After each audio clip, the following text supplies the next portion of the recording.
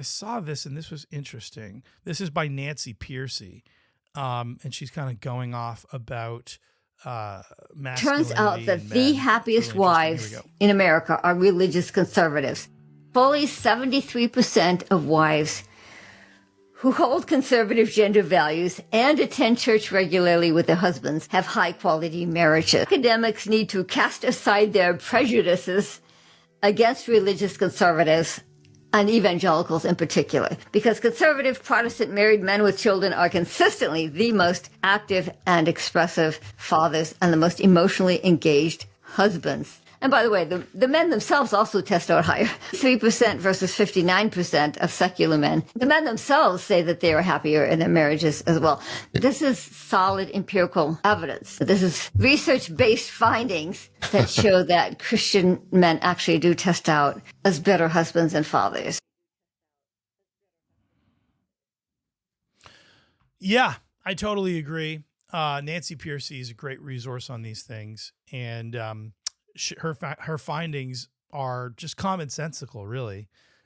When you look at the expectations that Christianity puts on men to be faithful to their wives, to have the mind of Christ, to lovingly lay their lives down for their wives, not to lord their authority over their wives, to properly, as I said, love their wives as Christ loved his church. Ephesians chapter 5 says, husbands, love your wives as Christ loved the church. I mean, let's go to that scripture because it's such a powerful verse. And this is really where the rubber meets the road for men.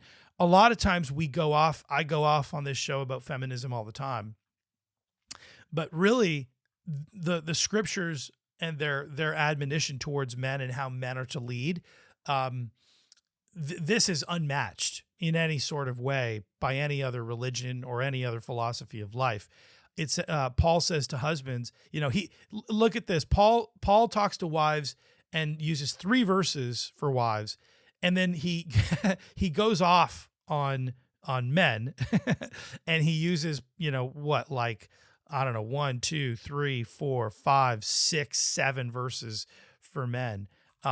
So he's doubling his talk to the men. But look what he says. He says, husbands, love your wives. This is a command of scripture. Okay. Husbands are to love their wives as Christ loved the church and gave himself up for her. He gave himself up. He voluntarily turned himself over to his persecutors. He turned himself over to his oppressors, gave himself up as a victim, as a sacrifice. And we understand this because at the top of the chapter, it actually says in verse 1 of chapter 5, it says, therefore be imitators of God as beloved children and walk in love as Christ loved us and gave himself up for us. Same language. A fragrant offering and sacrifice to God. So Jesus gives himself up as a fragrant offering and a sacrifice. This is what husbands are supposed to do for their wives, not wives for the husbands. Notice the language. It's one way as it pertains to this particular admonition, right? Women do have a specific thing that they're called to, which is submission, but men have a specific thing that they're called to, which is self-sacrifice. And so husbands, love your wives as Christ loved the church and gave himself up for her, that he might sanctify her, having cleansed her by the washing of water with the word. Notice all of the things that Jesus does in leadership for the church affect the wife profoundly, affect the church profoundly. He sanctifies her. He cleanses her. He washes her. And with the water of his words, notice that as the man speaks his words to her, they're not to be harsh. They're not to be cruel. They're not to be death dealing. They're supposed to be life giving. This is again the admonition to men, and this is just 2 verses in. Paul keeps on going, so that Christ might present the church to himself in splendor, So the whole goal is to present a beautiful bride, a beautiful woman, a beautiful lover. And this is the work of the husband. Notice the husband is to take leadership in this. A lot of men are like, "Oh, I want my wife to be this way and that way," but they won't do anything to sacrifice to make that happen. They won't speak life into the relationship. They won't lead her. They want her to just pick herself up by her bootstraps and do everything herself, but they won't provide leadership and self-sacrifice in order to make that happen. Paul goes on. He says that he might present the church, Jesus might present the church to himself in splendor, without spot or wrinkle or any such thing, that she might be holy and without blemish. How many men are making their wives holy? How many men are leading their wives in holiness?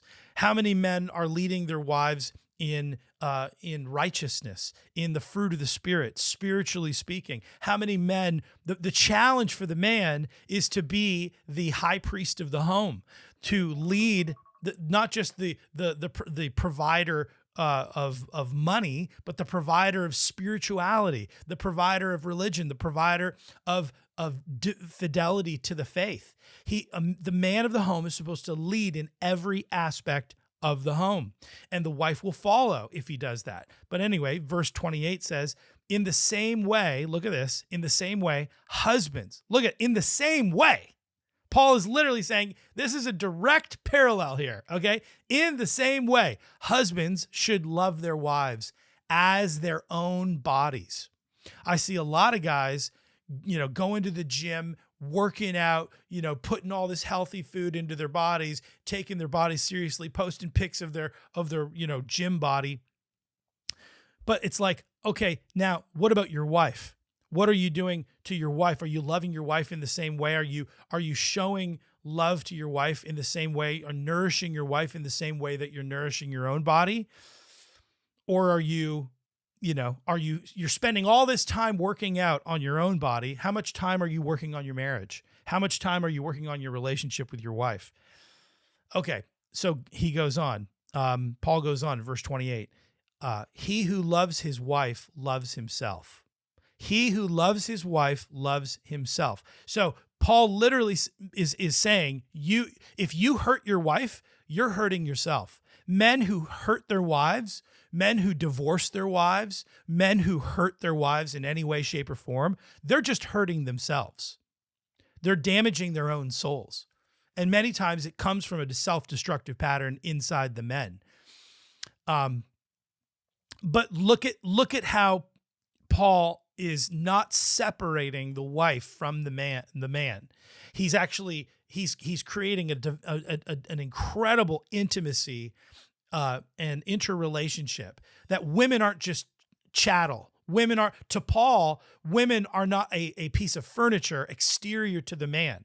The wife is not a piece of furniture exterior to the husband, but the wife is actually integrated into the very body of the husband. And as he loves his wife, he's loving himself in the same way. So that men can't just objectify women. No, to objectify the woman would be to hurt themselves, because they'd be objectifying themselves, and men wouldn't do that to themselves. Okay, verse 29, for no one ever hated his own flesh. Look at that. No one ever hated his own flesh, but nourishes and cherishes it, just as Christ does the church. This is all common sense. Verse 30, because we are members of his body. So basically, Paul is challenging the men to give themselves up for the church. How did Jesus give himself up? He gave himself up to be killed and to die and to be tortured. A lot of guys are like, oh man, I got to get out of my marriage. It's torture. Yeah, you know what? That's actually what you're called to. You're called to torture. You're called to be tortured. Because Jesus was tortured, and he gave himself up to torture in order that he might redeem a bride. And the scripture says that while we were sinners, Christ died for us. So the husband many times uses excuses to get out of the marriage, out of the torture zone. and says, oh, my wife is this way, my wife is that way, and I can't. Oh, but you know what? That's not what Jesus did. Jesus sat through and suffered through the torture because of his love for his bride, for his love for his people. And that's what husbands are supposed to do. And if husbands are doing that, Christian husbands are called to do that. The scriptures are telling them to do that. If they do that, then this is all true. What Nancy is saying is totally true. Because the result of it is the same result that produced the church. It's the result of self-sacrifice. It's the result of true love and proper male leadership. Not an abusive, misogynistic, domineering, dictatorial, sort of false masculinity, which really is a sort of toxic masculinism, right? Because we've seen feminism, but now there's this kind of counter to feminism that's like another, side of the ditch that I would probably just call masculinism. And masculinism is false masculinity, just as feminism is false femininity. And so the masculinist is this, Andrew Tate, I'm, macho, and I'm, I beat women and I abuse women, and that's how I show my dominance by how many women that I can sleep with and how many wives, how many women I can impregnate, and and it's like gold, girls, and glory, that sort of masculinism, that's false masculinism. And that's not what men are called to. Christian men are not called to that. That is not virtuous, but that comes out of viciousness. That comes out of vice. That comes out of sin. And that is not the way of Christ.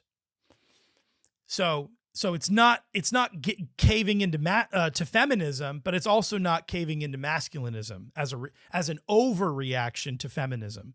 And we need to properly engage with this. Okay,